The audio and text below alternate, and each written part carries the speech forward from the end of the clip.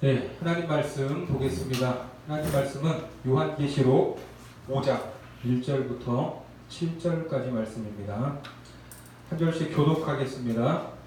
요한계시록 5장 1절부터 7절까지 말씀입니다. 내가 보매 보좌에 앉으신 이의 오른손에 두루마리가 있으니 안팎으로 썼고 7인으로 봉하였더라. 또 보매 힘 있는 천사가 큰 음성으로 외치기를 누가 그 두루마리를 펴며 그 인을 떼기에 합당하냐 하나. 하늘 위에나 땅 위에나 땅 아래에 능히 그 두루마리를 펴거나 보거나 할 자가 없더라. 그 두루마리를 펴거나 보거나 하기에 합당한 자가 보이지 아니하니로 내가 크게 울었더니 장로 중에 한 사람이 내게 말하되 울지 말라. 유대 지파의 사자 다윗의 뿌리가 이겼으니 그 두루마리와 그 7인을 떼시리라 하더라. 내가 또 보니 보좌와 네 생물과 장로들 사이에 한 어린 양이 서 있는데 일찍이 죽임을 당한 것 같더라. 그에게 7뿔과 7눈이 있으니 이 눈들은 온 땅에 보내심을 하는 하나님의 7영이더라. 같이 봅니다. 그 어린 양이 나와서 보좌에 앉으신 이의 오른손에서 두루마리를 취하시니라. 아멘. 예, 이제 요한계시록 5장으로 들어갑니다. 지난 시간까지 이 하늘 보좌 그리고 이 보좌 주변에 대한 장면이 나왔고, 이제 오늘 이제 5장으로 넘어가지만 이 4장과 이 한 묶음으로 볼 수 있습니다. 이 카메라 앵글, 이 화면은 이 사각형이죠. 하지만 우리가 보는 화면은 카메라가 찍는 그 부분만 우리는 볼 수 있습니다. 자, 그렇게 이 카메라로 보좌를 클로즈업 했다가 다시 줌 아웃 하면서 지난 시간에 보좌 주변을 우리가 살펴봤습니다. 이 보좌 주변에 뭐가 있었죠? 24 보좌와 24 장로들이 나왔고 또 네 생물이 등장을 했습니다. 자, 여기에 나온 네 생물은 하나님의 능력을 위임받은 하늘의 천사들이라고 말씀을 드렸죠. 자, 이 천사들이 가진 큰 능력이 어떻게 묘사가 됐냐면 사자 같고 또 송아지 같고 또 사람 같고 독수리 같은 능력을 가진 그런 존재로 묘사가 됐습니다. 자, 하지만 그렇게 큰 능력을 받은 존재라면 이게 충분히 교만할 만도 한데 제 멋대로 움직이지 않았습니다. 누구의 뜻대로 움직였어요? 하나님의 영을 따라 하나의 몸처럼 일사불란하게 움직였다. 그렇게 말씀하고 있습니다. 그리고 그들의 역사를 상징하는 바퀴가 어디에 맞닿아서 구르고 있었습니까? 이 땅 가운데 맞닿아서 구르고 있었습니다. 바퀴가 땅에서 구르고 있다는 것은 천상의 존재인 이 천사들이 하나님의 뜻을 어디에서 이루기 위해서, 이 땅 가운데 이루기 위해서 열심히 일을 하고 있다는 것을 상징하는 그러한 장면이었습니다. 자, 그렇게 오늘 이제 본문 5장도 그 연장선상에서 이어지는 내용인데, 이제 보좌 주변 24 보좌와 24 장로 그리고 이 네 생물을 비췄다가 다시 클로즈업을 하는데, 자, 어디를 중점적으로 비춥니까? 본문 1절 말씀 같이 보겠습니다. 시작. 내가 보매 보좌에 앉으신 이의 오른손에 두루마리가 있으니 안팎으로 썼고 7인으로 봉하였더라. 자, 지금 이제 어디를 비추고 있어요? 보좌에 앉으신 이의 오른손을 보여주고 있습니다. 자, 지금 보좌에 앉으신 분이 누굽니까? 하나님이시죠, 하나님. 그런데 하나님에게 오른손, 왼손이 있을까요, 없을까요? 없죠. 하나님은 영이십니다. 자, 그분은 이 형상을 가지신 분이 아니기 때문에 이제 상징적인데, 성경에서 이 오른손이라는 표현이 자주 등장을 할 때 이 오른손은 뭘 상징합니까? 절대적인 힘을 상징하는 뜻입니다. 자, 하나님께서 하늘 보좌에 앉아 계신데 그분의 절대적인 주권 속에 뭐가 있다는 거예요? 두루마리 하나가 붙잡혀 있다는 것입니다. 자, 우리가 상식적으로 봤을 때 이 두루마리는 뭘까요? 이 두루마리는 하나님의 말씀입니다. 자, 그런데 이 두루마리, 하나님의 말씀이 지금 어떤 모습입니까? 안팎으로 아직은 어떤 내용인지 알 수 없지만 뭔가가 기록이 되어 있다고 말합니다. 이것은 흡사 모세가 하나님께 십계명 돌판을 받았을 때와 같은 모양입니다. 출애굽기 32장 15절과 16절 말씀에 보면 모세가 돌이켜 산에서 내려오는데 두 증거판이 그의 손에 있고 그 판에 양면 이쪽 저쪽에 글자가 있으니 그 판은 하나님이 만드신 것이요 글자는 하나님이 쓰셔서 판에 새기신 것이더라. 자, 증거판 역시 양면 이쪽과 저쪽에 글자가 있었습니다.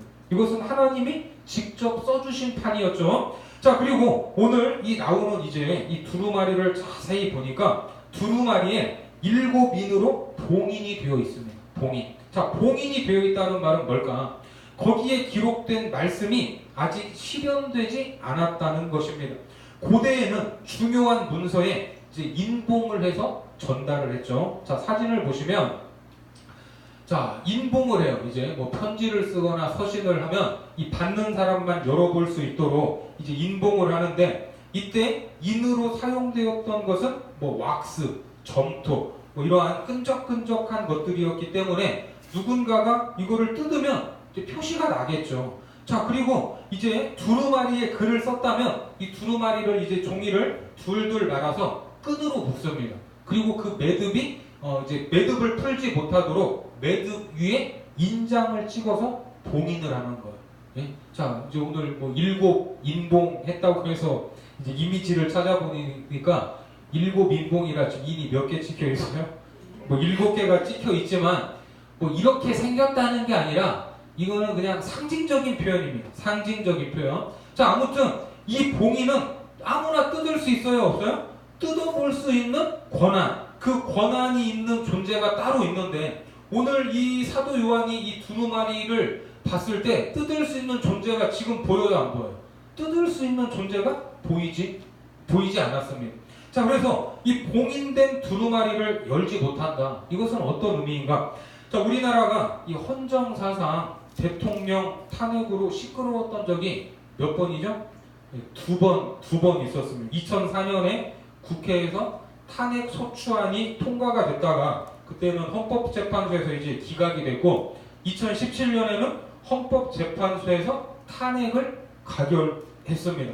자, 그 과정에서 이제 많은 이 정치적인 싸움들이 있지 않았습니까? 국회에서 여당과 야당이 실력 행사를 하기도 하고 또 거기에서 벌어지는 이 말 못할 추태들이 뉴스와 인터넷을 통해서 실시간으로 중계가 됩니다. 그렇죠? 자, 그런데 이 탄핵의 대상인 대통령 당사자, 이 대통령도 그 소식을 실시간으로 들을까요? 안 들을까요? 실시간으로 듣고 있겠죠. 당연히 듣고 있을 겁니다. 그렇게 국회에서 탄핵 소추안이 통과되면 헌법에서 보장하고 있는 대통령의 권한과 직무는 정지됩니다. 그 사진 좀 넘겨주세요.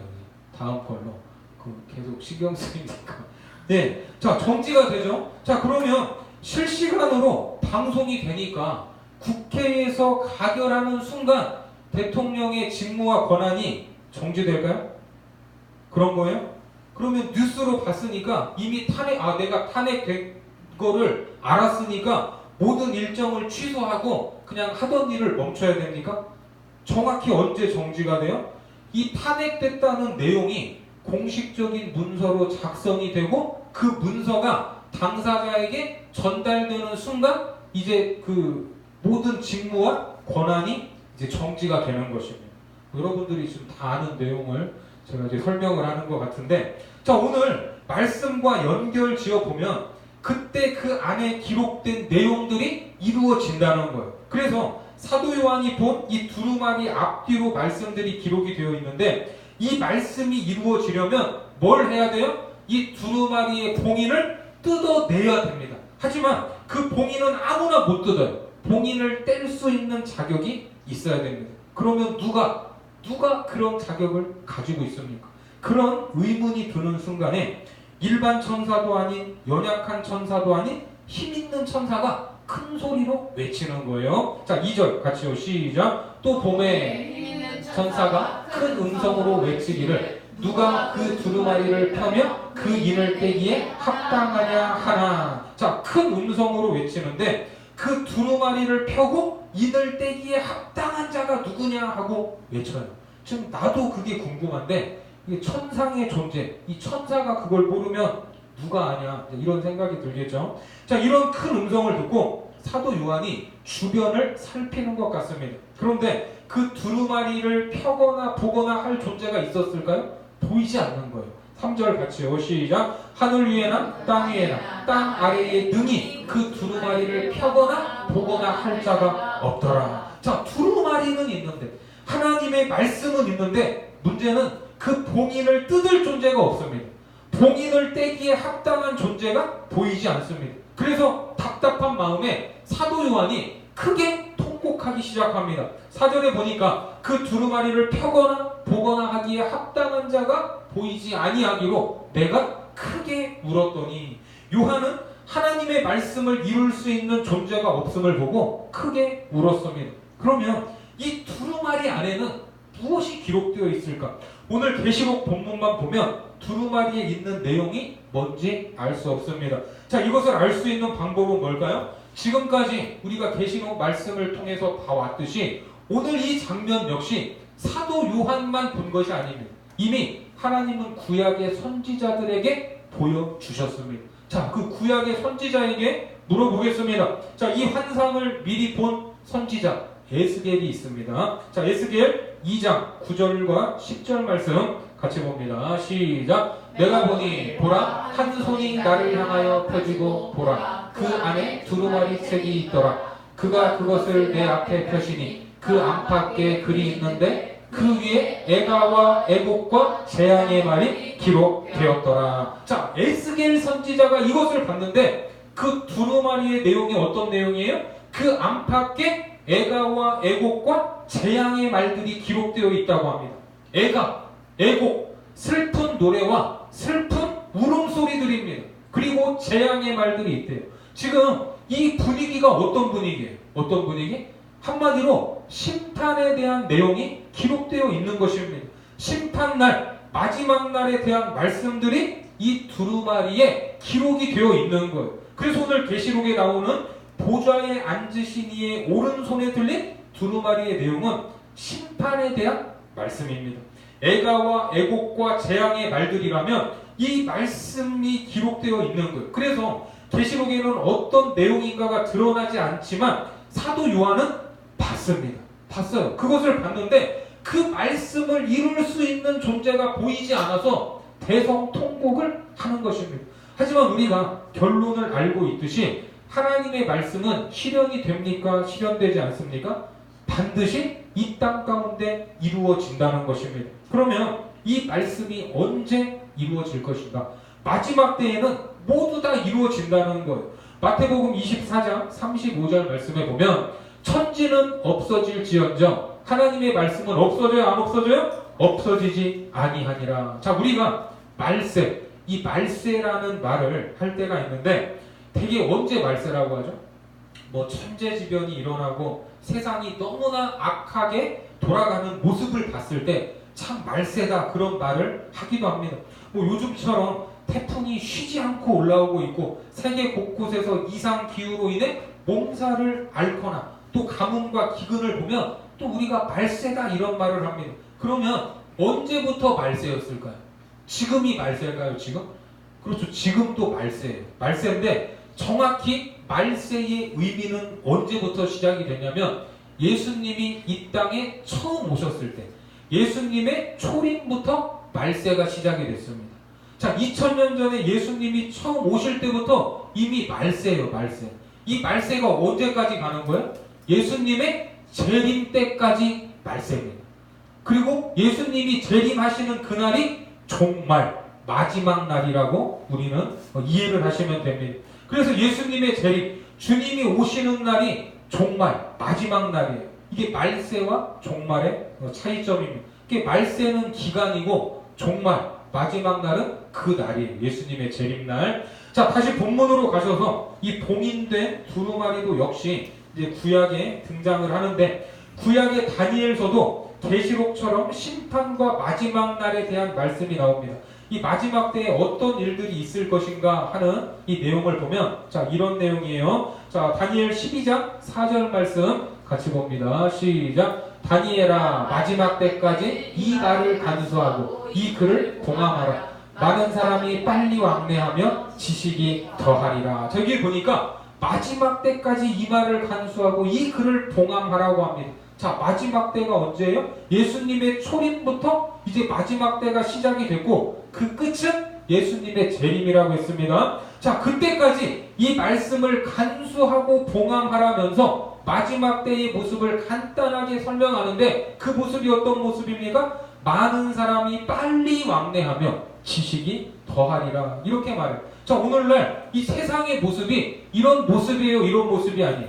이런 모습이죠. 모두 다 분주하게 여기저기 뛰어다니고 있고 하루가 멀다 하고 많은 정보와 지식들이 쏟아져 나오는 세상입니다. 자, 그런데 이 마지막 때까지 이 말을 간수하고 이 글을 봉함하라. 이 말은 감추라는 것이 아니에요. 봉함하라고 하면 이게 느낌이 어떤 느낌이에요? 꽁꽁 싸매는 것으로 이해를 하는데 이것은 말씀을 지키고 거기에다가 가감하지 말라는 것입니다. 하나님이 주신 말씀 그대로 간직하라는 거예요. 아멘이십니까? 그런데 오늘날 우리의 삶을 보면 워낙 정신없이 살다가 보니까 워낙 많은 지식을 접하다 보니까 말씀에 이렇게 온전히 집중할 시간이 많아요, 적어요? 예? 그렇게 많지 않죠. 그래서 말씀을 지킬 수도 없습니다. 이 말씀을 지키려면 일단 뭘 알아야 돼요? 말씀을 알아야 지키죠. 자, 그렇게 말씀을 지키지 못하는 사람들, 알아도 지키고 싶지 않은 사람들, 이런 사람들이 하는 일이 뭐냐면 말씀을 왜곡하는 이것입니다. 말씀을 곡해해요. 처음부터 하나님의 말씀이 선포가 되면 그것이 현실과 맞다고 느껴요, 안 느껴요? 현실과 맞지 않다고 말을 합니다. 그래서 성경대로 설교를 하면 아유, 목사가 세상 경험이 없어서 저런 소리나 하고 앉아있다고 그러. 너무나 지나치게 이상적인 것 아니냐. 네가 한번 세상에서 살아봐라. 뭐 이렇게 생각을 하기도 합니다. 왜? 세상을 살아가는 데에만 파묻혀 있기 때문입니다. 물론 우리가 세상을 살아가는 것도 중요하지만 성도들은 세상을 사는 것보다 어떻게 사느냐가 더 중요하다는 것을 믿으시기 바랍니다. 그래서 이 말씀을 듣고 처음부터 이 말씀은 현실과 맞지 않아 이렇게 생각을 하면서 아예 말씀대로 살지 않는 것과 말씀을 듣고 그래도 한번 살아보려고 했는데 안 돼서 결국 그렇게 살지 못한 것과 결과는 다 그렇게 살지 못했어도 이게 전자와 후자가 이게 의미가 같겠습니까? 다르겠습니까? 다를 수밖에 없습니다.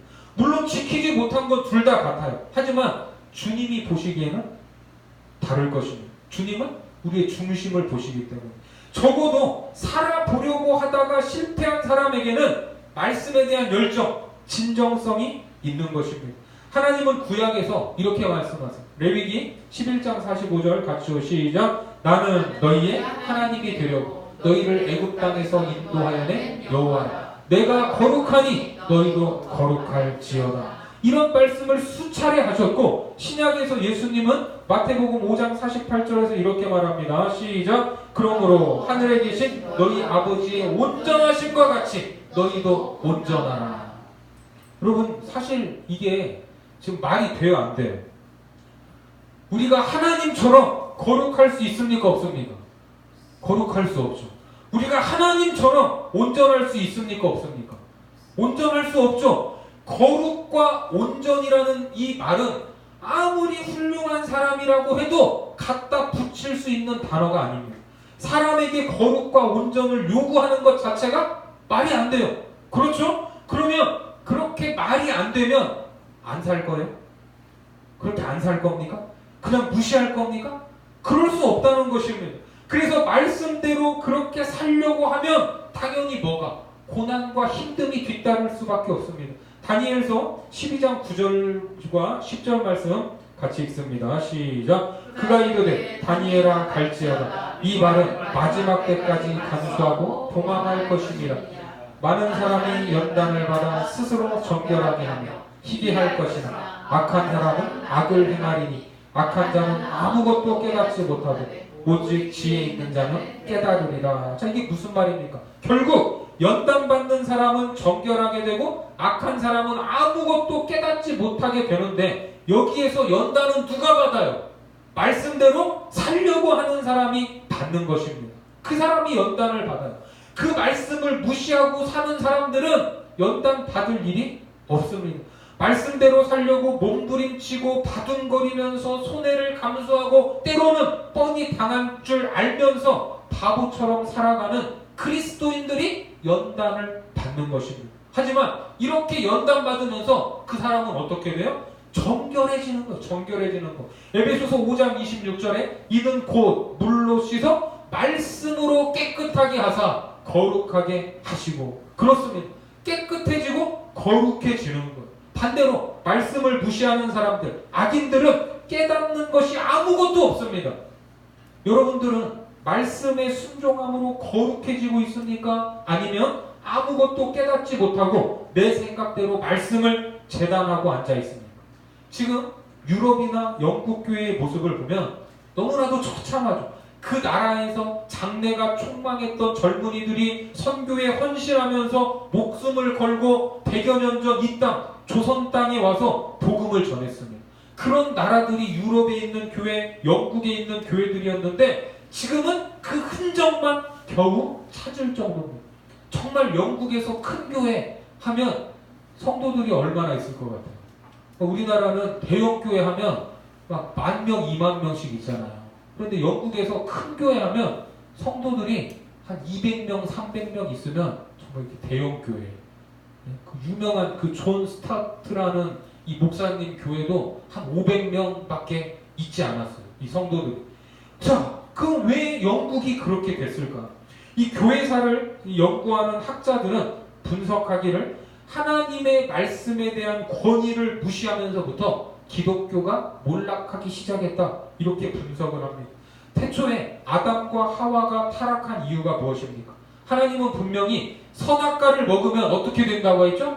반드시 죽으리라고 하셨는데 이 절대적인 말씀을 어떻게 바꿨어요? 죽을까? 하노라로 바꿨어요. 상대적으로. 그러면 죽을까? 하노라는 이거는 죽을 수도 있고 안 죽을 수도 있고 이건 먹어봐야 알겠다. 뭐 그런 거 아닙니까?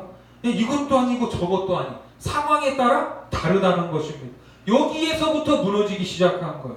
우리는 받은 말씀에 가감하지 않고 깨닫게 하신 그대로 순종하겠다는 결단이 있어야 합니다. 자, 다시 본문으로 가서 이 두루마리에 적힌 말씀을 성취할 존재가 없다고 생각한 요한은 크게 통곡하면서 울고 있을 때 이제 장로 중에 한 사람이 그를 위로해요. 자, 5절 같이요. 시작. 장로 중에 한 사람이 내게 말하되 울지 말라. 유대 지파의 사장 다윗의 뿌리가 이겼으니 그 두루마리와 그 7인을 떼시리라 하더라. 자, 장로가 와서 울지 말라. 자, 왜 울지 말라고 합니까? 그 7인을 뗄 분이 계시다는 거예요. 그분을 어떻게 표현을 하죠? 유대 지파 사자 다윗의 뿌리가 이겼으니. 자, 이게 무슨 뜻인가? 자, 이 표현은 구약에서 메시아를 표현할 때 쓰던 관용적 표현입니다. 자, 유대 지파의 사자, 이 말이 어디에서 나왔죠?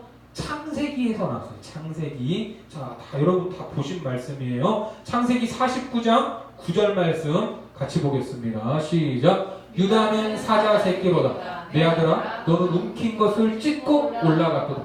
그가 엎드리고 웅크림이 수사자 같고 암사자 같으니 누가 그를 범할 수 있으랴. 그렇습니다. 주님은 유다 지파에서 나온 사자로 진정한 승리자라는 뜻이에요. 진정한 승리자. 자, 그리고 다윗의 뿌리라는 표현은 이사야가 배경인데 이사야 11장 10절 말씀 같이요. 시작. 그날에 이새의 뿌리에서 한 싹이 나서 만민의 기치로 설 것이요 열방이 그에게로 돌아오리니 그가 거한 곳이 영화로우리라. 자, 혈통적으로 따지면 예수님은 누구의 후손이에요? 다윗의 후손이지만 영적으로 보면 예수 그리스도가 다윗의 뿌리가 되는 거예요. 그래서 구약 성도들이 열망하던 메시아는 이제 예수 그리스도를 통해서 이루어집니다. 그분은 다윗보다 더 크시고 다윗의 왕권을 유지시키신 하나님의 아들이십니다. 당연히 그분을 가리키는 말로 사용되고 승리하신 그분이 이늘 떼기에 합당하신 자격을 갖추신 분이 되는 거예요. 그러니까 지금 이 오늘 본문에 이 장로의 말을 다르게 하면 예수님이 이겼으니까 울지 말라는 거예요. 사도 요한에게. 그분이 인을 떼고 이 두루마리를 열기에 합당하신 분이다. 이렇게 말하는 것입니다. 자, 이 장로의 말을 들은 사도 요한의 시선이 어디로 갑니까? 6절 같이요. 시작. 내가 또 보니 보좌와 내 생물과 장로들 사이에 한 어린 양이 서 있는데 일찍이 죽임을 당한 것 같더라. 그에게 7뿔과 7눈이 있으니 이 눈들은 온 땅에 보내심을 받은 하나님의 7영이더라. 자, 앞에 나왔던 보좌, 내 생물, 24 장로들 사이에 누가 있어요? 한 어린 양이 있는 거예요. 제가 그때 봤어요. 그런데 그 어린 양이 어떤 모습입니까? 일찍이 죽임을 당한 것 같다. 이렇게 말해요. 그리고 그 어린 양과 어울리지 않는 이미지가 연결되죠. 그 어린 양에게 뭐가 있대요? 7뿔이 있대요. 7눈이 달렸대요. 자, 어린 양과 뿔이 매치가 됩니까? 안 됩니까? 만약 이 어린 양에게 막 7뿔이 막 나 있고 막 눈알이 막 7개가 박혀 있으면 이 어린 양은 아마도 유전자 조작을 하다가 잘못됐거나 아니면 태생적으로 이 기형, 이 돌연변일 겁니다. 이게 다 무슨 표현이죠? 상징적인 표현이에요. 상징적인 표현. 그래서 혹 헷갈릴까 봐서 본문에서 친절하게 설명을 하고 있습니다. 7눈에 대해서는 뭐래요? 온 땅에 보내심을 받은 하나님의 7영이라고 말합니다.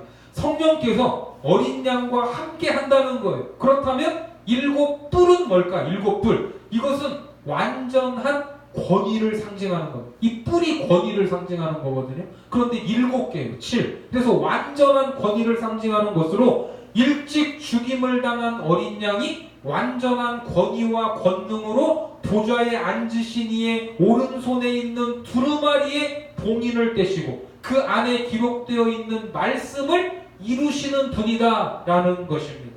그렇게 그분이 승리하셨고 보좌에 앉으신 이의 오른손에 있는 두루마리에 있는 말씀을 성취하실 분인데, 그러면 그 성취의 방법은 무엇일까? 그 성취의 방법. 앞서 장로가 말하기를 어린 양을 유대 지파의 사자 다윗의 뿔이라고 표현을 했어요. 그분이 사자처럼 승리를 하셨고 왕처럼, 이 다윗의 뿔이 왕처럼 군림하신다고 했지만, 지금 사도 요한이 바라보고 있는 어린 양의 모습은 어떤 모습이에요? 일찍 죽임을 당한 것 같은 모습입니다. 네? 이 장로가 말한 그 표현과 사도 요한의 눈에 보이는 이 어린 양의 모습이 맞아요, 안 맞아요? 안 맞아요. 이게 실제로 주님이 이 땅에 오실 때는 사자처럼 오셨어요? 사자의 모습으로 오신 것이 아니라 아무 힘도 없는 어린 양의 모습이었습니다. 어린 양으로 오신 예수님이 어떻게 하나님의 뜻을 이 땅 가운데 이루어 가셨습니까? 어떻게 이루셨어요? 어떤 강력한 힘과 권세로 세상을 제압하지 않고 사랑으로 자기 생명까지 십자가에 내어주는 방식으로 이 세상을 이기셨다는 것입니다. 아멘이십니까? 자, 빌립보서 2장 8절부터 10절까지 같이 보겠습니다. 시작. 사람의 모양으로 나타나사 자기를 낮추시고 죽기까지 복종하셨으니 곧 십자가에 죽으심이라. 이러므로 하나님이 그를 지극히 높여 모든 이름 위에 뛰어난 이름을 주사 하늘에 있는 자들과 땅에 있는 자들과 땅 아래에 있는 자들로 모든 무릎을 예수의 이름에 꿇게 하시고. 그렇습니다.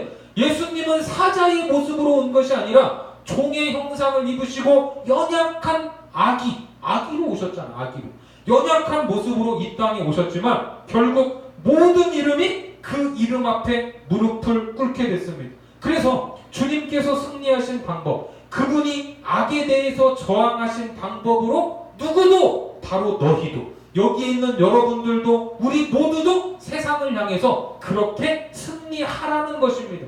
그렇게 하나님의 말씀을 성취해 나가라는 것입니다. 우리가 악한 세상에서 어떻게 싸워 나가야 할 것인가에 대한 이 원리를 설명하고 있습니다. 사람들은 말하죠. 영향력 있는 자리에 가서 우리가 잘 믿으면 아랫사람들이 보고 따라오지 않을 수 없다. 이런 말 들어보셨어요? 안 들어보셨어요? 들어보셨죠? 그래서 군에 가면 뭐가 돼야 돼요? 별을 달아야 돼. 별 달아가지고 다 교회 나오게 해야 돼. 예? 말 한마디 해가지고. 자, 그래서 어디서든지 높은 자리에 올라가야 되고 믿는 사람들이 좋은 자리를 많이 차지해서 사람들에게 영향력을 미쳐야 된다. 이렇게 말합니다.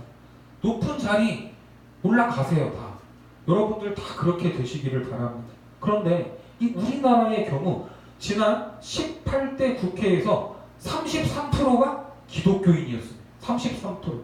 19대 국회에서는 기독교 의원이 40%였어요. 지금 20대 국회에서도 30%예요. 30%. 이 정도면 뭐 진짜 이 3분의 1이 뭉치면 통과시키지 못할 법이 뭐가 있고 막지 못할 법이 뭐가 있겠습니까? 더군다나 그때 대통령은 장로였어요. 장로님. 네? 사법부 수장, 대법원장도 기독교인이었습니다. 그렇게 입법, 사법, 행정을 다 장악하던 그 시절에 그때처럼 기독교가 많은 욕을 먹은 적이 없는 것 같아요. 지금까지도 그 분위기가 이어지면서 사회적인 집단을 갖고 있는데 그렇게 높은 자리에 기독교인들 다 올라갔는데 왜 그렇게 욕을 먹었습니까? 이미 높은 자리에 기독교인들 많이 있습니다. 그런데도 이 모양이에요. 우리는 힘과 권력으로 세속적인 성공으로 세상을 변화시키고 굴복시키는 그런 존재로 부름을 받지 않았습니다. 하나님께서 가장 싫어하시는 것이 무엇입니까? 힘의 원리예요. 힘의 원리. 힘으로, 사람 숫자로, 물질로 뭔가를 동원해서 주님의 일을 하겠다고 하는 것, 이것을 좋아하시지 않습니다. 실제로 예수님이 잡히시던 날 이렇게 말씀하셨어요. 마태복음 26장 52절과 54절까지 같이요. 시작. 이에 예수께서 이르시되 네 칼을 도로 칼집에 꽂으라. 칼을 가지는 자는 다 칼로 망하느니라. 너는 내가 내 아버지께 구하여 지금 12군단 더 되는 천사를 보내시게 할 수 없는 줄로 아느냐? 내가 만일 그렇게 하면 이런 일이 있으리라 한 성경이 어떻게 이루어지겠느냐 하시더라. 그렇습니다. 하나님은 이 세상적인 힘, 물질, 권력 이거 다 우리에게 주실 수 있어요? 없어요? 주시면 주시지 왜 못 주십니까? 그런데 그걸로 세상을 변화시키는 걸 원하지 않습니다. 예수님이 그렇게 오셨어요. 하나님은 언제나 자기를 희생하고 기꺼이 내주는 것을 통해 이 세상을 변화시키고 주님께로 돌아오게 만드십니다. 우리 주님은 하나님이시기 때문에 고난을 뛰어넘어가신 것이 아니라 하나님이시지만 종의 형상으로 이 땅에 오셔서 고난 앞에 손수 직면하셨고 그 고난을 감당하셨습니다. 그리고 그 고난에 패한 것이 아니라 그 고난 앞에서 무엇처럼 승리하셨어요? 사자처럼 승리하시고 보좌에 앉으시니에 오른손에 잡힌 두루마리의 인을 떼기에 합당하신 분이 된 거예요. 네? 성경을 어떻게 이루겠느냐? 베드로에게 말씀하셨잖아요. 자, 그래서 마지막 7절 말씀 같이요. 시작. 그 어린 양이 나와서 보좌에 앉으시니에 오른손에서 두루마리를 취하시니라. 그렇습니다. 우리 삶 가운데 봉인된 이 말씀이 어떻게 해야 세상 가운데 펼쳐지고 이루어지겠습니까? 우리도 역시 예수님, 어린 양 되신 주님이 가신 그 길을 걸어가야 된다는 것입니다. 말씀을 간직하고 지키는 일이 비록 힘들고 어려워도 묵묵히 그 말씀에 순종함으로 한 걸음씩 나아가는 저와 여러분들의 삶을 통해서 하나님의 그 놀라운 뜻이 이 땅 가운데 펼쳐지고 이루어지는 역사가 있기를 주님의 이름으로 축원합니다.